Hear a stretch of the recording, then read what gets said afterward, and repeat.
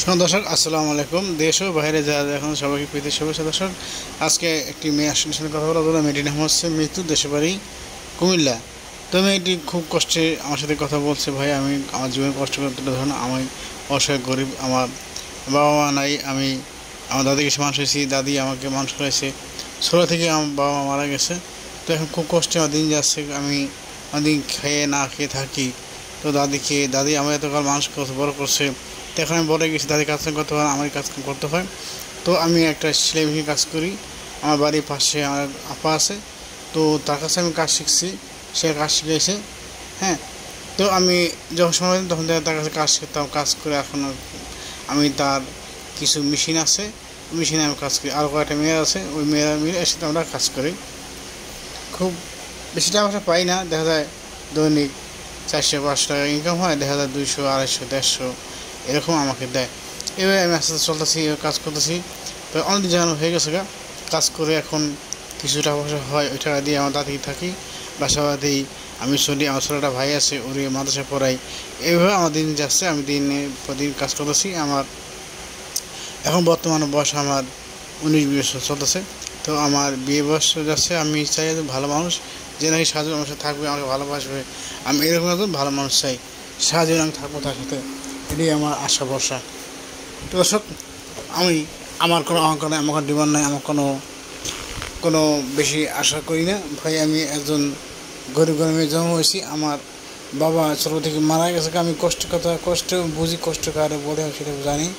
তো কষ্ট করে আমার মানুষ হতে হবে। আমার স্বামীকে আমি যতটুকু পারি ভালোবাসবো। আমার একদম স্ত্রী হিসাবে স্বামী যতটুকু ভালোবাসা, স্ত্রীর প্রতি যত স্বামী ভালোবাসা, এই ভালোবাসা আমি আমার স্বামীকে দিতে চাই, যাতে করে সে কোনো কষ্ট না পায়। হ্যাঁ, মনে যেন আঘাত না পায়, এরকম আমি তার সাথে ভালোবাসা চাই এবং তাকে বিয়ে করতে চাই। যদি সে আমাকে পছন্দ করে, আমার নাম্বার দেওয়া আছে কিনে, এই নাম্বার দেওয়ার সাথে কথা বলবে, তাহলে আমি তার সাথে কথা বলতে পারবো। দর্শক, তো মেয়েটি অনেক কথা বললেন, কষ্ট করে বলতেছে। তো মেয়েটি অনেক দুঃখের সাথে আসে কথা বলার জন্য। মেয়েটি মনে আশা, একজন প্রবাসী যদি ভালো মানুষ পায় তাহলে মেয়েটি বিয়ে করবে। অনেকেই আছে, দেখা যায় বিয়ে করে চলে গেছেন, বাচ্চা বউ রেখে চলে গেছেন, দেখা যায় বউ একজনের সাথে পরীক্ষা করে টাকা হয়ে গেছে। যদি এরকম কোনো প্রবাসী ভাই থাকেন বা যদি বিয়ে করছেন, তাহলে নাম্বার দেওয়া আছে, নাম্বার দিয়ে যাওয়ার কথা বলবেন, তাহলে মেয়েটি বিয়ে করবে। আর যে অনেকে আছে প্রবাসী ভাইরা বিদেশে অনেকদিন হয়ে গেছেন, দেশে আসতে পারতেছেন না, সময়ের কারণে মালিকের ছুটি দেয় না। যদি এরকম প্রবাসী হয়ে থাকেন, নাম্বারে ইমোট করা আছে, ইমোটে কথা বলবেন, দেখবেন আপনার দেখে ওনার বিয়ে প্রস্তাব দেবেন, কেউ খারাপ মতো করবেন না। দর্শক সবাই বলে দিই, ভাই বোন সবাই আছে, দেখুন যদি কোনো প্রবাসী ভাই থাকেন, যদি আপনার ভালো লেগে থাকে তাহলে প্রবাসী কথা বলবেন, আর যে ব্যাপারে সবাই সাথে করবেন।